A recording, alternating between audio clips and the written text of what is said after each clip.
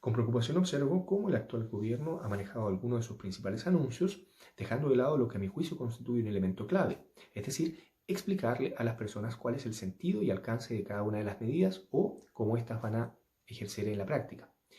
Esta situación es particularmente recurrente cuando se trata de apoyar a las personas en contexto de crisis y lo que genera es desconocimiento por un lado y altas expectativas que gradualmente se van diluyendo. El ejemplo más gráfico es la entrada en vigencia de la Ley 21.252, que no es otra cosa que la entrega de un bono de 500.000 pesos en apoyo a la clase media. Hemos observado en estos días cómo las personas al verse enfrentadas a una plataforma sin tener el conocimiento, sencillamente se han visto impedidas de poder avanzar en el proceso de postulación. Y es por lo mismo que decidí elaborar este pequeño video donde espero aclarar algunas de las principales dudas y que sea de su utilidad. Bienvenidos a mi canal.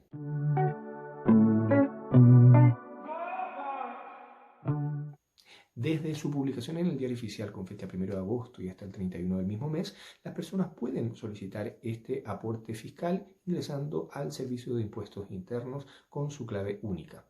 ¿En qué consiste este aporte? Consiste en la entrega de un bono único y no reembolsable que va desde los 100.000 hasta los 500.000 pesos, dependiendo del tramo de ingresos que ustedes puedan acreditar.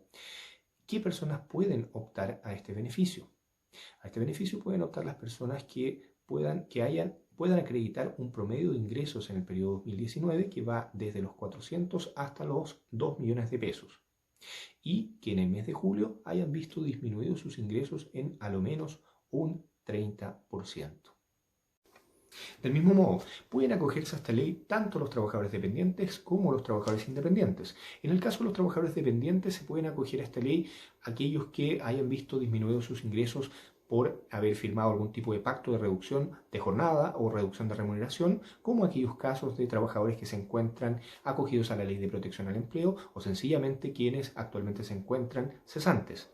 En el caso de los trabajadores independientes, ellos acreditan ingresos ante el servicio a través de la emisión periódica de boletas de honorario por los servicios que ellos han prestado.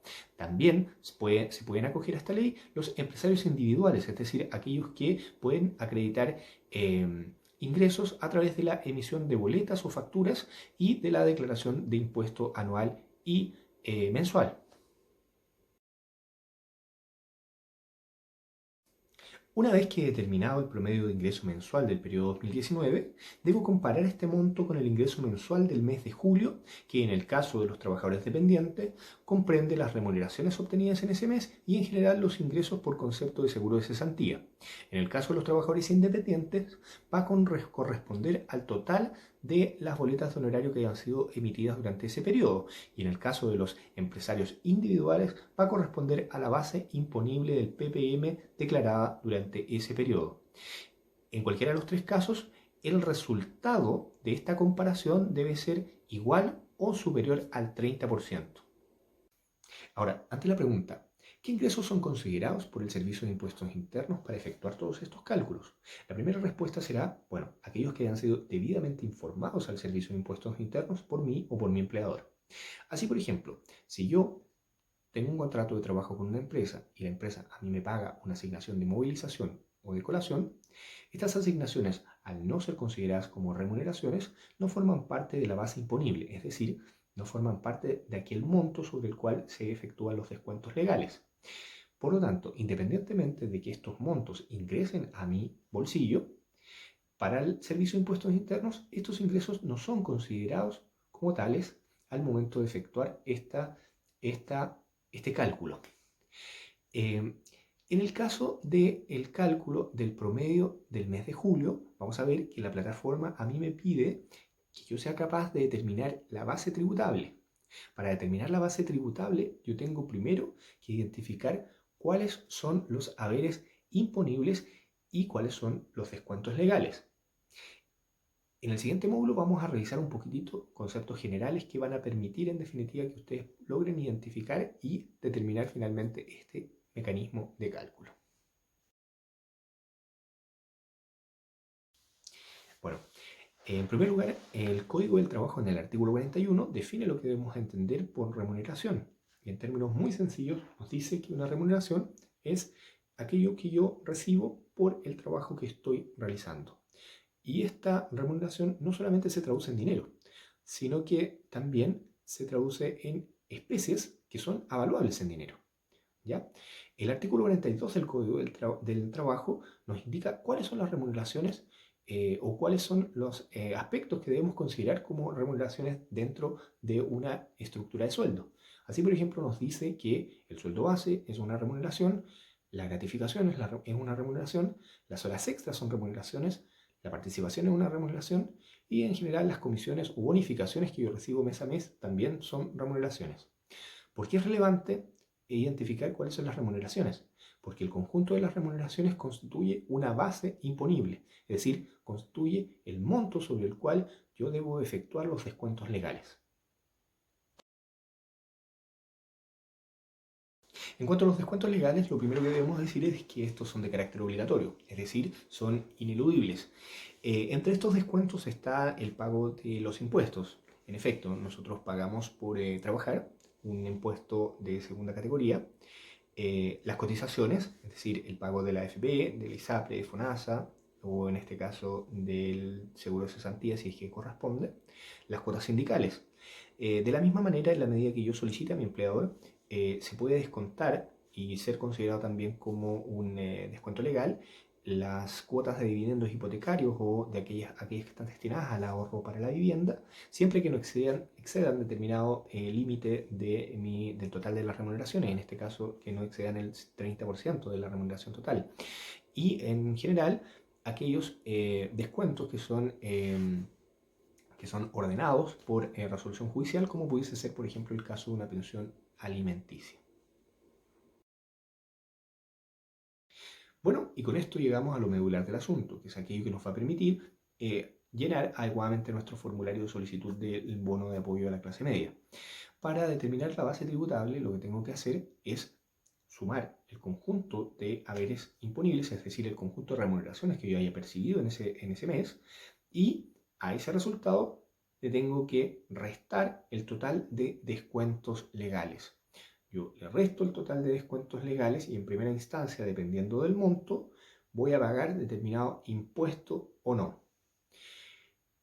Ustedes están observando ahí la tabla que acabo de compartir, que es una tabla de determinación del impuesto único de segunda categoría, es decir, aquel impuesto que yo pago por trabajar. Se van a dar cuenta que hasta los 678.000 y fracción, yo no pago absolutamente nada. Pero de ahí en adelante empiezo a pagar gradualmente en base a un factor que se aplica sobre el resultado que yo obtengo de esta operación, de este cruce que yo hago entre haberes imponibles y descuentos legales, y a ese monto, yo le tengo que además efectuar una reducción que es en la última columna de esta tablita. Ustedes van a poder observar que hay un determinado monto o cantidad a rebajar, que yo la rebajo del impuesto que tengo que pagar. Con eso entonces yo lo que hago es determinar el cálculo del impuesto único de segunda categoría. En consecuencia, para la determinación de la base tributable, lo que tengo que hacer es, insisto, sumar todas las remuneraciones que yo haya obtenido durante ese mes, efectuar una reducción de o restar los descuentos legales que se hayan aplicado ese mes, y eso me da mi base tributable. Y eso es lo que yo tengo que declarar ante el Servicio de Impuestos Internos, y ese es la base comparativa para determinar si mis ingresos, mi promedio de ingresos del periodo 2019 versus el promedio, el ingreso que yo obtuve en julio, me da el diferencial del 30%, que es el que me va a permitir acceder al bono de apoyo a la clase media.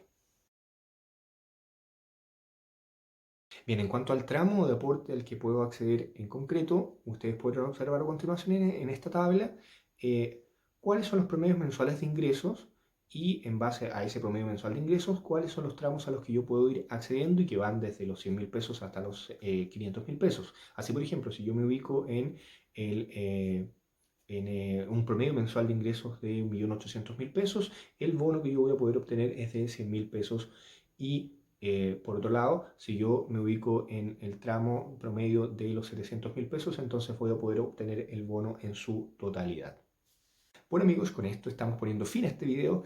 Espero haber sido lo suficientemente claro y que los conceptos que hayamos tratado en este espacio realmente sean de su utilidad.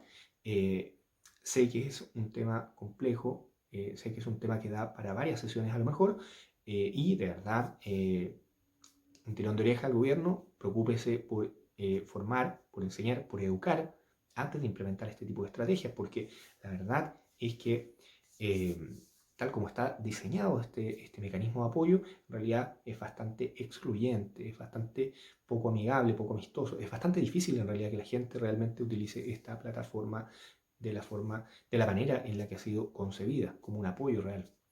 Bueno amigos, hasta acá entonces dejo este video. Muchos saludos a todos, les agradezco su